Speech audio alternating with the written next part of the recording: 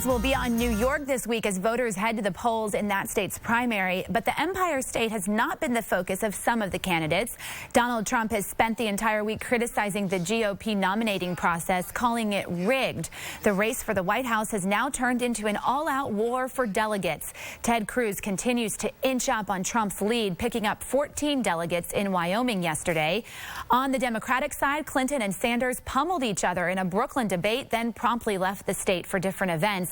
Both Clinton and Trump lead in the polls heading into Tuesday's primary. So how will New York factor into the race for the White House? That's our topic this half hour. We want to hear from you on our Fox 26 Facebook page. You can also weigh in on Twitter. Use the hashtag Fox26for Life. Joining us live in the newsroom is our panel led by our senior legal analyst, Chris Tritico, Democratic media consultant, Mustafa Tamiz, and Republican strategist and public policy analyst, Jackie Bally. So how big of a contest is New York in this election? Well, New York is big for everybody because of the number of delegates that New York has. But, you know, this contest has been over for a very long time. Donald Trump and Hillary Clinton are going to win New York, and there's really no question about that. The only real intrigue, I think, is who's going to win second in the GOP, and that looks like it's probably going to be Kasich, but we'll see what happens there. But Donald Trump is going to win that on the GOP side. This deal that Donald Trump's been harping on all week long about the rigging in the GOP is simply, in my view, because Donald Trump doesn't understand the nominating process, and it's a simple mistake that I think a lot of people make, because they think when you run for president it's an election, and it is an election when you run in the general election. But when you're being nominated, the party gets to decide how you win that nomination, and further complicating it, the state parties get to decide how you get your delegates within each state. That's why some states are take all delegates and some states are not. Some states have elections, and some states have caucuses, and some states have other processes. Donald Trump didn't learn that process, and he's losing delegates in states that don't have elections because he didn't learn that, Jackie, and that's what he's griping about. I think Donald Trump and Bernie Sanders, the two outsiders, are really exposing a lot of things about the process that the typical person probably was never not aware of. Right.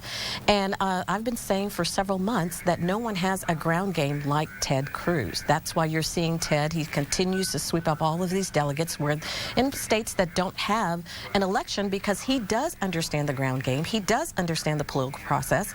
And it's like Donald Trump is now looking up and saying, hey, wait a minute, what's going on?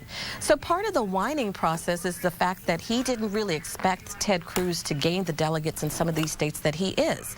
But Donald Trump shouldn't whine too much, because he's doing pretty good with the process. He's gotten a percentage of the a larger percentage of the delegates than his two counterparts, and he continues to be the front runner on the Republican side. So if I were Donald Trump, I wouldn't gripe too much. I think what his problem is, he understands if you don't get to that 1237 before our convention, he's going to have a very difficult time beating my candidate, Ted Cruz. Well, if he doesn't get the party's not going to support he knows that if he doesn't get 1237, I think Jackie's right. I don't know about Ted Cruz, but Jackie's right. He has a hard time getting the nomination if he doesn't get 1237. I think we're saying that today, but Donald Trump has a 20-point lead to his nearest competitor. So he is setting this up as a fight at the convention by letting people know on the front end that the process is rigged, and that's according to him. How does whining help him at the convention? It helps him. It helps him in galvanizing people and those delegates that are still, you know, in the middle. And look, here's the reality. When he goes into New York, he not only has to win statewide, but he has to win each of the congressional districts, and he is putting a lot of effort in doing that.